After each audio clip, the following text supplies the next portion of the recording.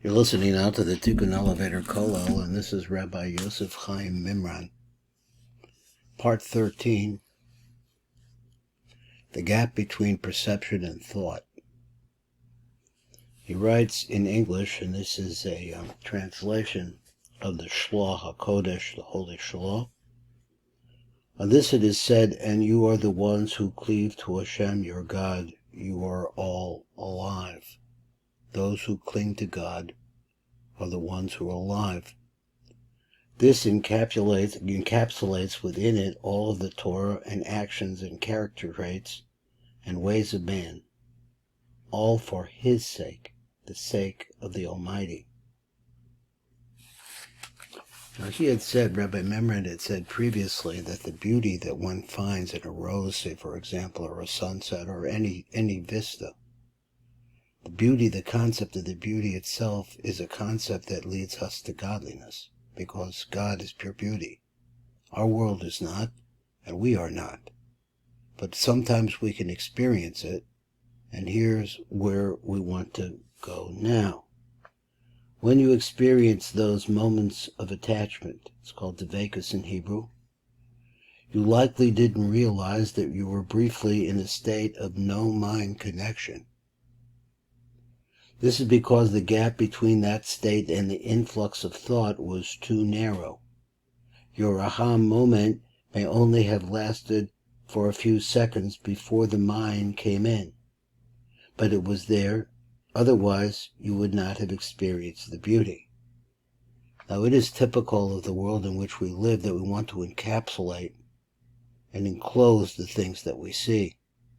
So naturally, this is the derech of Malchus. It's like a creation. Look, what I saw, here it is. That's something physical.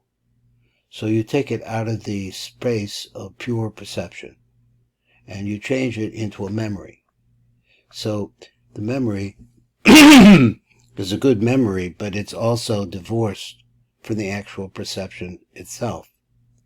Mind can neither recognize or create beauty only for a second. Mind can neither recognize nor create beauty. Only for a few seconds, for an infinitesimal moment, while you were completely there, was that beauty or that sacredness there. Due to the narrowness of that gap, and a lack of vigilance and alertness on your part, you were probably unable to see the fundamental difference between the perception and thoughtless awareness of beauty. A perception, he wants to say like this, is that once you see that you saw something, it's already in the past. And the naming and interpreting it as thought. Let me read the sentence again. The thoughtless awareness of beauty and the naming and interpreting of it as thought. The time cap was so small that it seemed to be a single process. You saw something beautiful and now you remember it.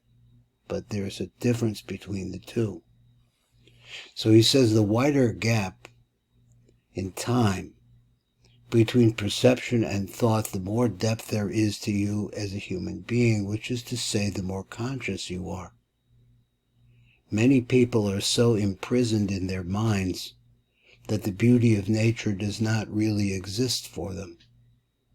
They might say, what a nice day today, but it's just a mechanical mental label. Since they are not still and aware, they don't truly see the godliness in nature, don't feel its essence, its holiness, just as they don't know themselves, don't feel their own essence, their own holiness. Now that's a sentence that really needs to be seen again. What is he trying to tell me? Since they are not still and aware, they don't truly see godliness in nature. We see a memory of godliness, it's a memory of beauty. Don't feel its essence, its holiness, just as they don't know themselves that actually this would exist, that which is outside and we perceive is also within inside of it, don't feel their own essence, their own holiness. We live in such a mind-dominated culture that is really of no surprise that people's perceptions have been dulled by the static of their own minds. You're constantly thinking about what was in the past. You could be the most beautiful place, but you were in some kind of thinking about business at that time, or thinking about the fight you had with somebody else, or thinking about what you want to do in the future, you're looking forward to, and you're standing in the middle and you're not connecting. As long as one cannot free himself from the mind's clatter, one surely will not be in touch with that place within where true creativity and beauty arise. A tip for aspiring artists. Now, that's interesting that he said the last part, because what I think about this particular piece is the prayers that those of us who pray 3 times a day, Jewish prayers, are saying the same prayer more or less every single time. Now, each one of them has a tremendous amount of beauty inside of those letters. But on the other hand, we have tremendous distractions. This is the way that it is. It's trying to be able to just be able to say what you need to say and make that connection through the words that you are saying and concentrate on it. Not that easy to do.